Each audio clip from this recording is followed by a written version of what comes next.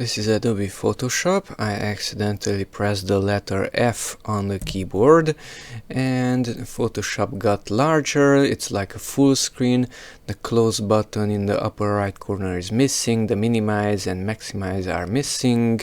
And the taskbar start menu icons are missing. So how to get out of this full screen mode? Well, I accidentally pressed the letter F. So press F again. And it exits even more. Now press the letter F for the third time and it exits. That full screen is mentioned here on the left side, this double icon, change screen mode. F is the hotkey. If you right click on that one, you can see the standard screen mode, which shows the close and minimize maximize buttons. Full screen mode with menu bar, which hides the buttons and the taskbar. And full screen mode, which hides everything and it's showing only your picture. This full screen is mentioned here at view, screen mode, and these are the three.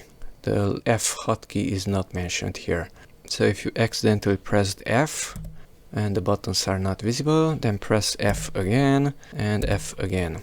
If you press F just once, you cannot press escape either, it's not going to exit. But if you press F the second time, from here you can press escape also.